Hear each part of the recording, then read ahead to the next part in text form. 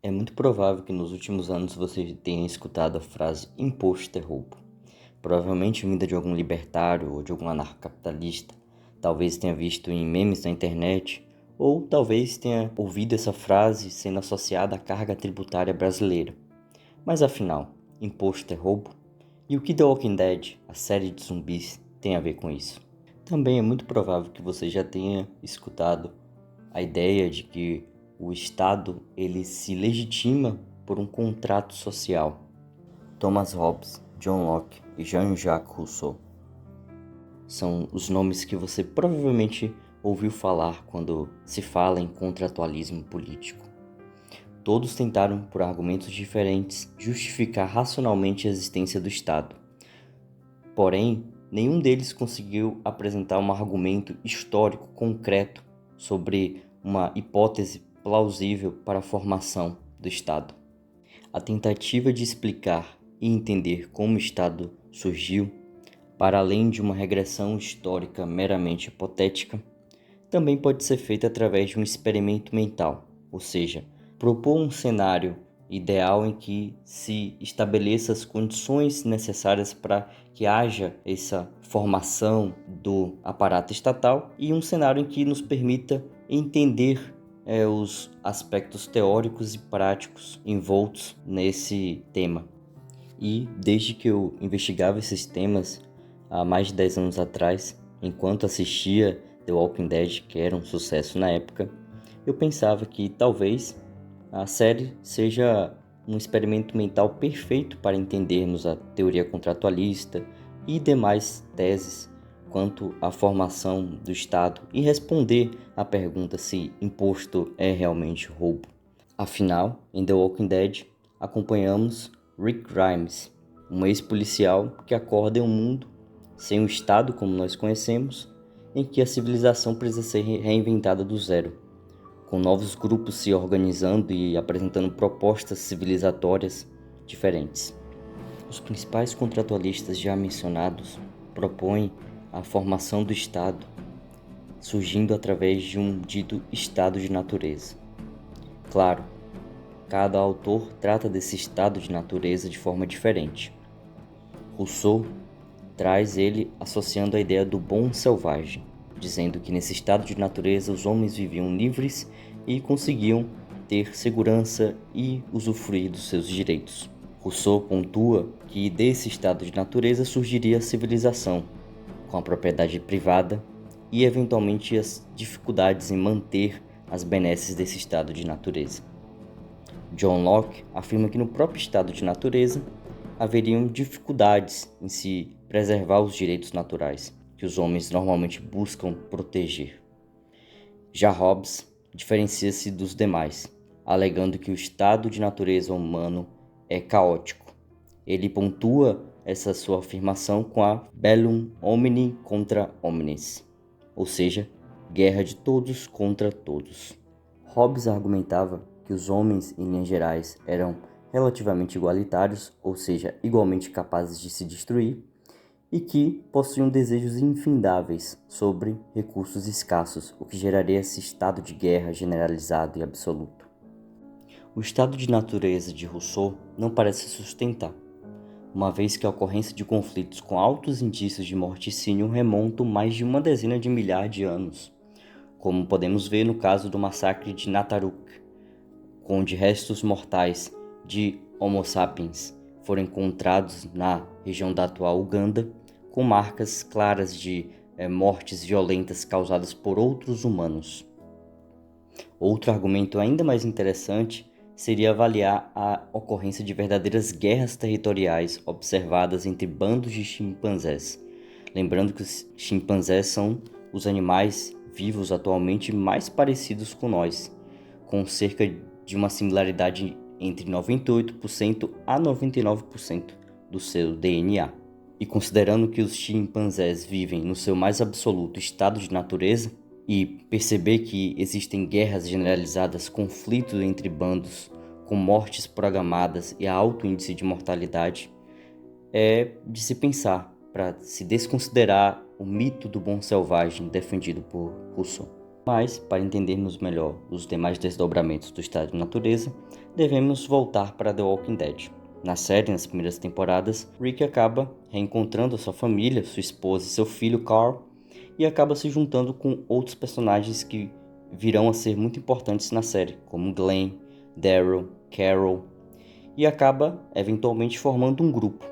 Nas primeiras temporadas nós vemos que o cenário em que a região de Atlanta se encontra é totalmente caótico e desesperador, remontando o que eu falei sobre o estado de natureza de Thomas Hobbes, a guerra de todos contra todos, grupos se saqueando, sem nenhum tipo de regra, nenhum tipo de direito reconhecido. Porém, aos poucos, as comunidades tentam restabelecer uma certa ordem. O próprio Rick faz isso, principalmente quando ele consegue abrigo na prisão. Mas aí nós voltamos à ideia de John Locke, que no estado de natureza os homens até tentam preservar os seus direitos naturais. Porém, eles falham em obter os meios legítimos e adequados para poder realizar essa manutenção dos direitos. No caso de The Walking Dead, isso é bem claro, já que cada comunidade tenta proteger os direitos dos seus membros. Porém, quando há alguma violação a esses direitos, por exemplo, quando um membro de uma comunidade acaba atacando ou matando um membro de outra, ambas as comunidades entram em um ciclo de punição direcionado à outra, que leva a um estado de guerra, um estado imperfeito, uma crise nesse estado de natureza. E enfim, essa crise do estado de natureza de John Locke é o que pode explicar o conflito generalizado ocorrente entre a comunidade de Rick, sediada na prisão, e a comunidade de Woodbury, liderada pelo primeiro grande vilão da série, o Governador. Bem, o conflito acaba levando muitas baixas de ambos os lados, mas o grupo de Rick acaba sendo vitorioso. Mas enfim, com o fim da vida na prisão, o grupo de Rick acaba vagando por muito tempo, encontrando mais uma vez aqueles bandos de salteadores e grupos caóticos vivendo a ermo e, enfim, desconsiderando qualquer expectativa de vida pacífica e de proteção a direitos. Mas, por fim, a partir da quinta temporada, o grupo de Rick Grimes acaba encontrando a comunidade de Alexandria. Ao encontrar essa comunidade, logo, eles acabam descobrindo que existem outras comunidades que são muito importantes para nós entendermos não só a legitimidade do poder operante em cada comunidade, como também entender outras limitações ao conceito de estado de natureza, principalmente de Thomas Hobbes. Vemos que na comunidade de Alexandria há uma tentativa de legitimar o poder democraticamente, o que podemos remeter à ideia de legitimidade em bases racionais e legais de Max Weber. Essa tentativa é feita por Dana Monroe. Posteriormente, com a crise dessa tentativa democrática, Rick Grimes acaba sendo alçado na condição de líder da comunidade de Alexandria e, eventualmente, tecendo relações com outras comunidades. Uma delas é Hilltop, onde nós podemos ver inicialmente um líder que vai perdendo a sua legitimidade, esse líder chamado Gregory, e Maggie, uma membra pertencente ao grupo de Rick, acaba tomando o poder em Hilltop. Outra comunidade muito interessante é a comunidade do Reino, uma comunidade que operava uma tentativa de legitimidade tradicional ao poder, adotando um ideário monárquico quase mitológico. Posteriormente na série, o líder dessa comunidade, chamado Rei Ezequiel, tem uma conversa com a personagem Carol e nessa conversa ele salienta o quão importante seria a preservação daquele mito, daquela fantasia, para manter aquelas pessoas engajadas e fazer com que o seu poder seja legitimado e que a comunidade se torne estável. De início parecia que as três principais comunidades, as quais eu mencionei, Alexandria, Hilltop e o Reino, iriam prosperar, realizando negócios e estabelecendo relações políticas. Seria mesmo possível haver um caminho pacífico e contratual para superar esse estado de natureza e reconstruir a civilização? Bem, o que realmente ocorreu é que um perigo pairava sobre as sombras, se revelando de forma que marcou a era televisiva dos anos 2010, com a entrada de Jeffrey Dean Morgan como Negan, no season finale Last Day on Earth.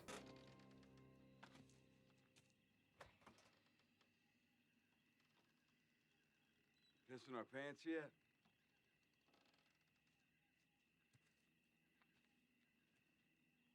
Boy, do I have a feeling we're getting close.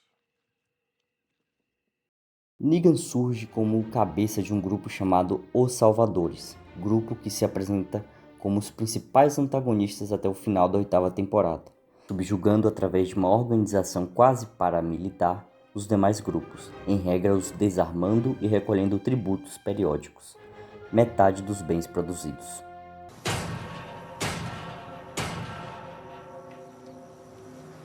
Little pig, let me in. Um detalhe é que o próprio nome do grupo pode soar um pouco estranho, mas eles se viam como salvadores, como os responsáveis por pacificar as comunidades e retirá-las da barbárie. Negan, ao se apresentar, deixa isso muito explícito, com uma inevitável nova ordem mundial, entre aspas, a ser seguida. Aqui não há um ideário naturalista de justiça.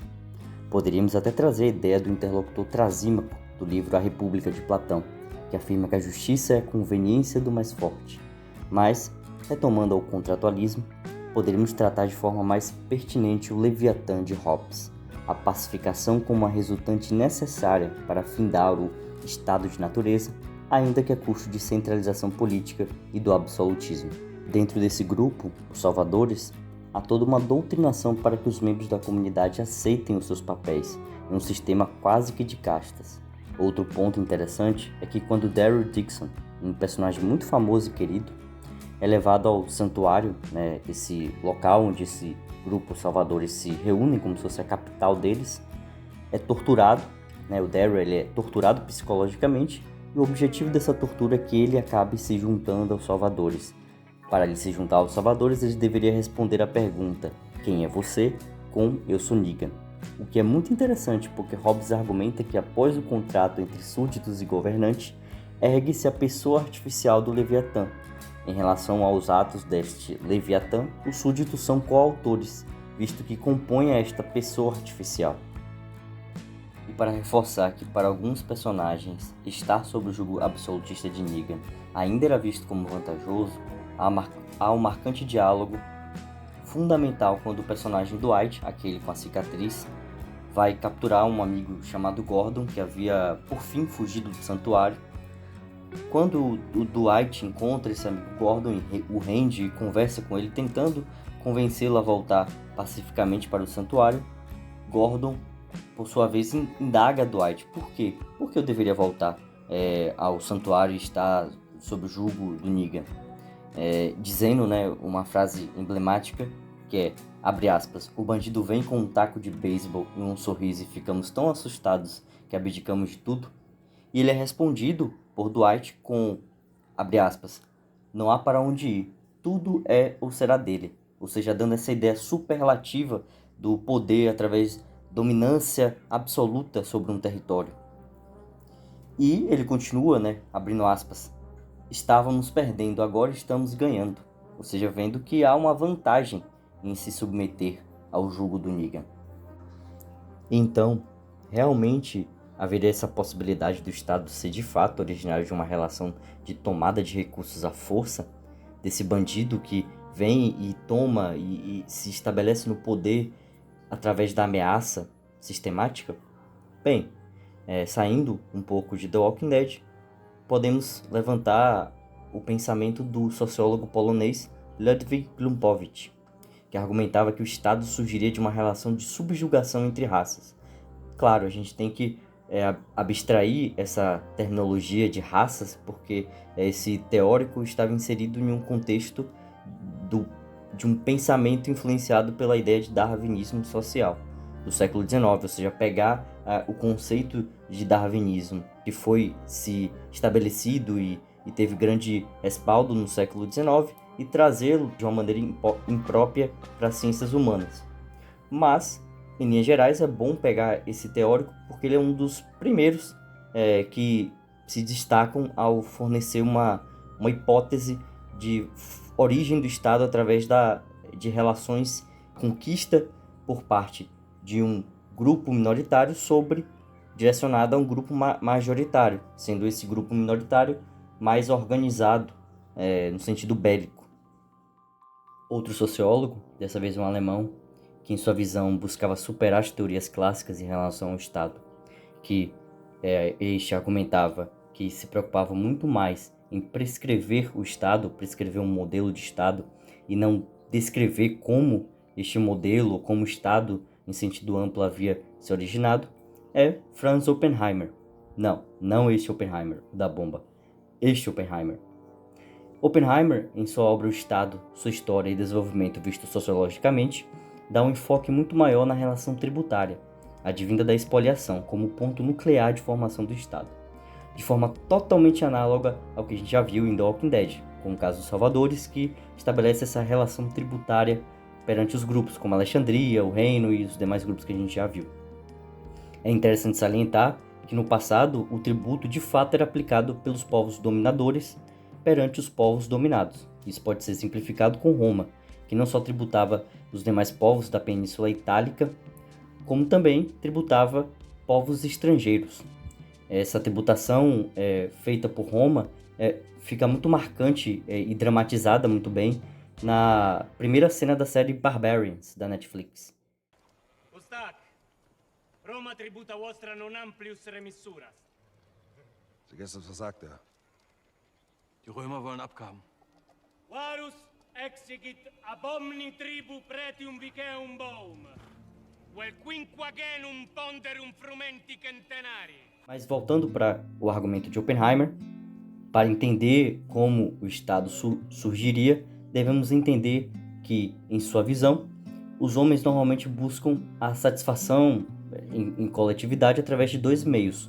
O primeiro, os meios econômicos, produção, trabalho, trocas, e meios políticos, que na sua visão seria uma apropriação coercitiva de bens dos outros, né?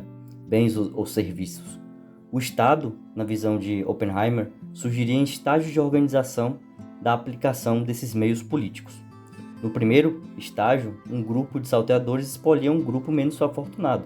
Chega lá, me passa suas coisas e vai embora, como a gente vê amplamente no Walking Dead. Muitos grupos vivem da pilhagem de outros grupos, certo? E isso, obviamente, também é uma realidade histórica. No segundo estágio, para Oppenheimer, esse grupo que inicialmente era um espoliador passa a tributar um outro grupo, mas tributar de uma forma ainda difusa, uma forma ainda relativamente arbitrária. Não há uma quantificação exata, nem uma periodicidade estabelecida. Já no terceiro estágio, essa tributação é feita de forma quantificada e periódica.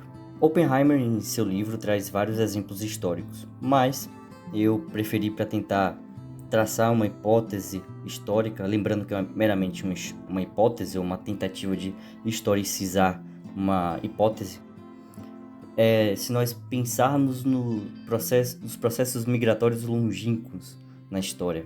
Uma possibilidade muito boa seria na migração dos indo-europeus, esses caras que habitavam esta região e se espalharam tanto pela região da Índia, tanto se espalharam pela região da Europa e partes do Oriente Médio.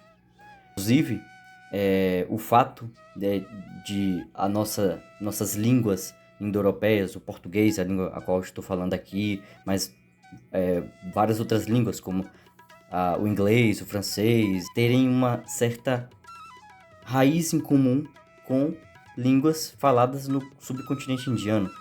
Mas, voltando para a nossa hipótese, nós podemos pensar esta relação dos povos indo-europeus, que eram povos seminômades, eram povos que dominavam o pastoreio, eram povos menos apegados à terra, eram povos que se destacavam por cavalgar nas estepes e o uso dos cavalos.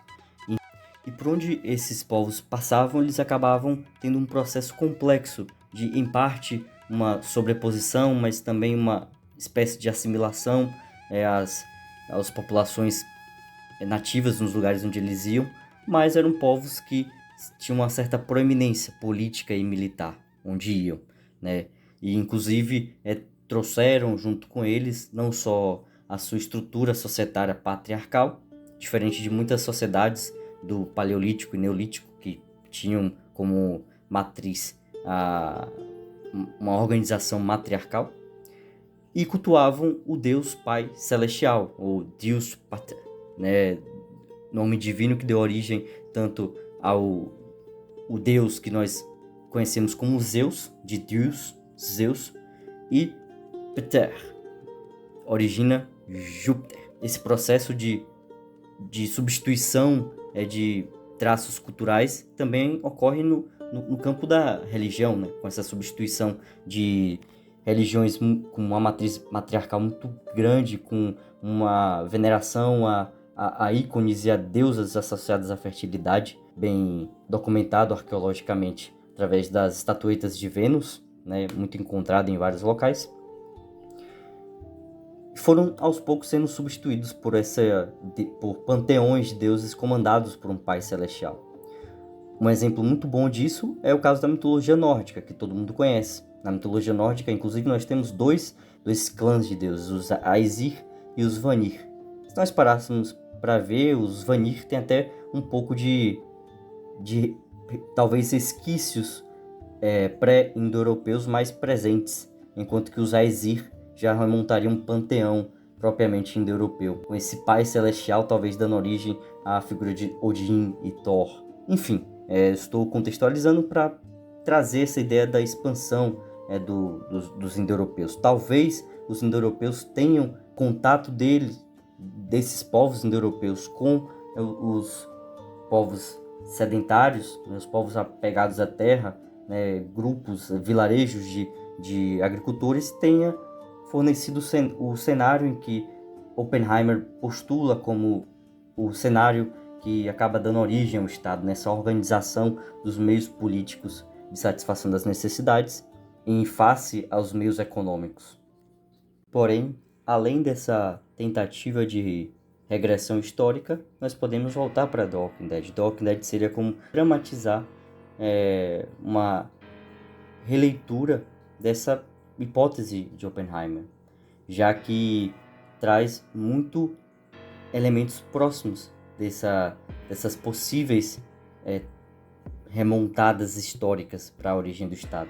Em The Walking Dead nós claramente temos um grupo que, ainda que menor, né, se comparado à somatória dos outros grupos, que são os salvadores, por ter uma coordenação militar e até uma organização, equipamentos superiores aos demais, eles subjugariam sistematicamente esses outros grupos que traçavam relações relativamente amistosas entre si. Claro, existem grupos que praticavam a pilhagem, tinham grupos que realmente atentavam contra os outros, né? Mas nós vemos ali no final da 5ª temporada que surgem comunidades que conseguem ter relações amistosas, sinalagmáticas entre si, acordos, mas tudo muda com a chegada dos salvadores, assim como talvez tudo tenha mudado quando grupos que possuíam um estilo de vida mais militarizado, mais voltados para essa relação de subjugação, de espoliação, talvez os indo-europeus chegaram em lugares onde haviam talvez grupos já coexistindo pacificamente, relativamente pacificamente falando. E de fato, segundo Oppenheimer, tudo de fato muda com essa relação de dominação, com essa origem do Estado.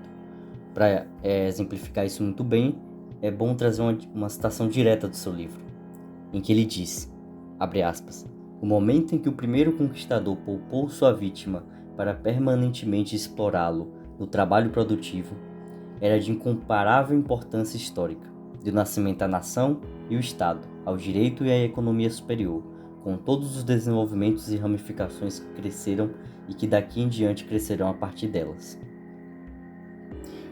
Nesse sentido, a gente pode até entender que o direito poderia ser uma tentativa de despersonalizar essa relação e ao mesmo tempo legitimá-la. Tanto o direito atrelado a uma racionalização das tomadas de decisões, como atrelados a uma ideia de mito religioso, né? O direito vindo dessa narrativa mitológica, como ocorre muito em povos antigos, e um exemplo muito claro disso claro, falando de forma totalmente respeitosa. No caso da Torá, né? A Torá ela é um livro que não só traz uma narrativa, mas ela traz uma narrativa e ela traz normatizações, ela traz normas que se sustentam com base no mito, no sentido acadêmico que eu digo, né? Trazido no texto, ou seja, ela traz a narrativa e ela normatiza. Ou seja, talvez esta tentativa de normatizar seja já um desdobramento dessa relação já estabelecida do Estado, em que uma minoria acaba, por meio da operação coordenada e sistemática dos meios políticos, ou seja, a maioria ela é conquistada pela minoria. Em The Walking Dead, isso é muito claro, né? Por exemplo, há uma cena em que um membro dos Salvadores escapa do seu trabalho e vai se relacionar com uma das esposas do Negan. Inclusive, sim, ele tem um harém. Inclusive, isso também é uma prática de alguns grandes líderes da antiguidade. Mas, quando ele é pego transgredindo essa regra, né? Ou seja, se apossando de uma das esposas do Negan, ele é conduzido e sua punição, né? Ela é transformada em um ritual. Ou seja, todo mundo acaba vendo aquela punição e existe uma série de palavras que todo mundo fala, existe uma interação direta entre o Negan e o grupo, e o próprio Negan alega para o grupo que não quer punir o transgressor, mas vai fazer dessa forma porque há a necessidade da implementação de regras como instrumentos para prover segurança. We survive. We provide security to others. We bring civilization back to this world. We are the saviors. But we can't do that without rules. Rules are what make it all work. Ou seja, há muito essa ideia do direito, das normas como uma racionalização, uma justificação desse domínio que, na visão de muitos teóricos, e não só do Oppenheimer, né, o próprio Marx, com a ideia de superestrutura, também traz isso, né, uma ideia de legitimação desta relação política de domínio. Por fim, na season finale da 7ª temporada de The Walking Dead, Negan é derrotado, e quando Rick poderia enfim retribuir e se vingar de todo o mal feito por Negan, ele prefere, entre aspas, não deixar que sua ira seja maior que a sua misericórdia. Fecha aspas. Ele poupa Negan e pretende restabelecer a ordem entre os grupos, abolindo as práticas do grupo de Negan, expressamente. Aqui podemos ver claramente a emergência de um contratualismo lockeano, daria para fazer essa leitura. Ou seja, um reconhecimento de direitos naturais e uma quebra dessa proposta do Leviatã Hobbesiano, ou até do Estado, no sentido do bandido estacionário mesmo, e uma autolimitação da punição exercida por quem tem o poder político. Ou seja, Rick, como detentor do poder político após derrotar Negan, podia claramente retribuir o mal feito, entre aspas, ao seu jugo e executá-lo, mas ele escolhe não fazer isso. Então essa escolha é interessante e dá para fazer algumas leituras políticas em relação a ela.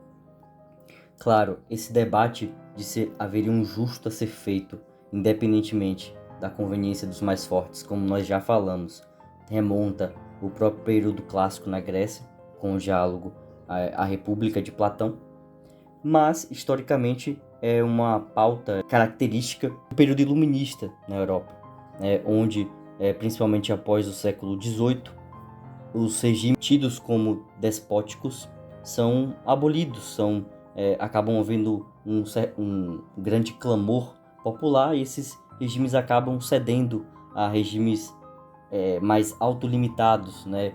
O surgimento do constitucionalismo é um ponto muito interessante, ou seja, formam-se constituições e até os monarcas, que eram vistos como a figura central do poder estatal, acabam se sujeitando a uma constituição, seja escrita como uma constituição no sentido material, ou seja, um grupo de leis que se entendem ser constitucionais, né? Isso ocorre tanto na Europa continental, como também, e, obviamente, na Europa continental esse processo foi muito mais violento, com os processos revolucionários na França, com a expansão imperial de Napoleão, que também trazia muitas modernizações do entendimento do Estado.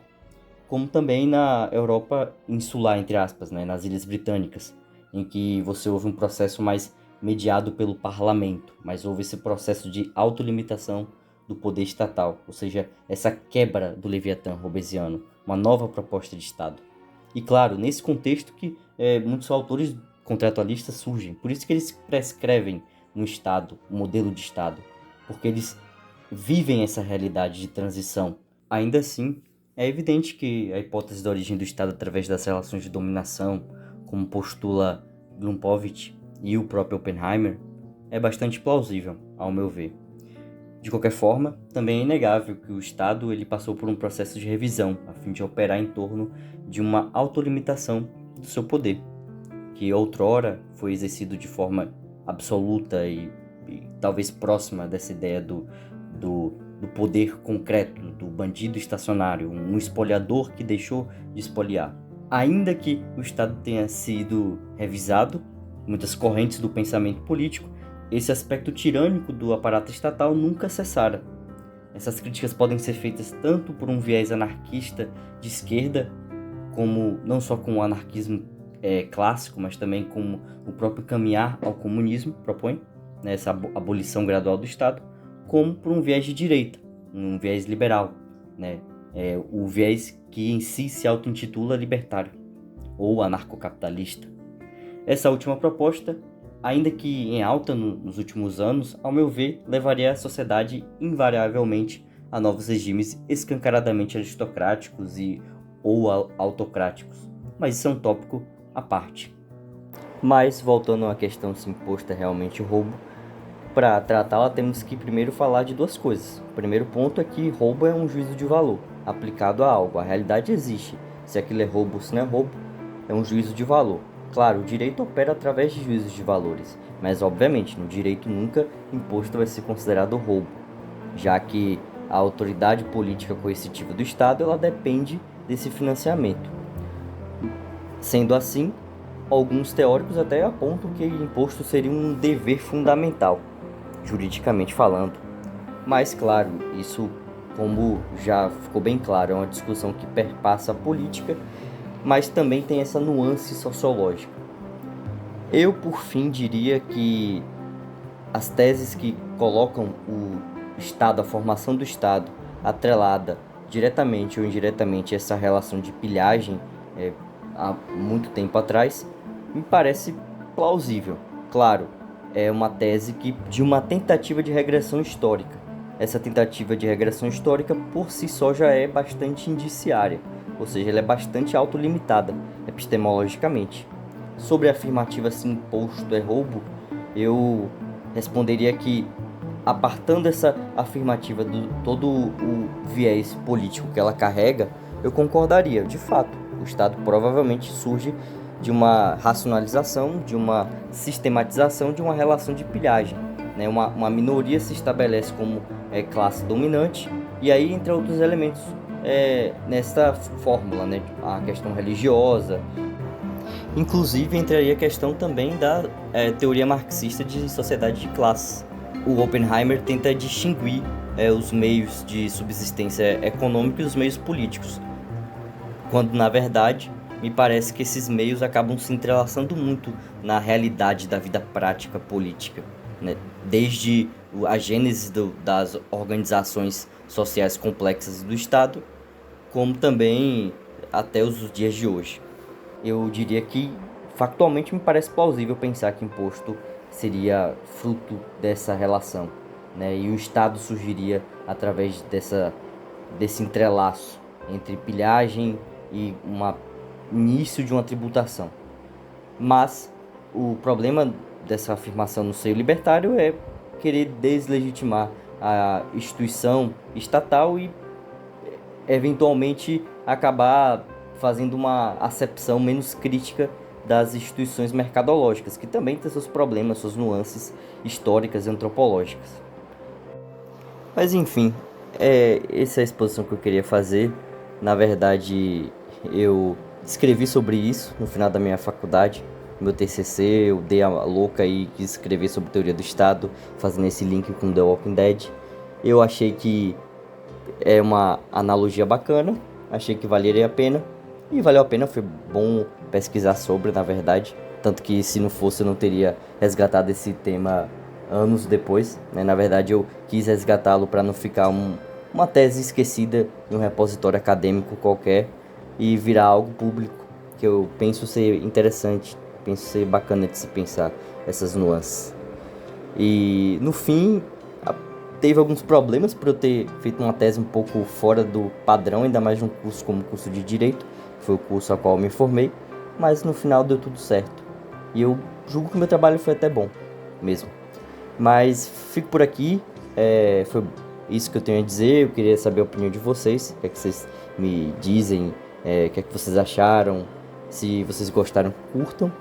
Se quiserem divulgar, divulguem a seus amigos. E é isso aí, esse é meu primeiro vídeo, então fica uma pegada bem experimental. Não tenho estrutura profissional ainda, então a captação do áudio eu sei que não ficou muito boa, principalmente porque às vezes eu desligava o ventilador para fazer menos ruído, mas aí eu ficava começando a suar, eu ligava o ventilador e aí ficava um barulho de fundo, mas eu vou tentar disfarçar isso ao máximo no fim. É isso aí, pessoal.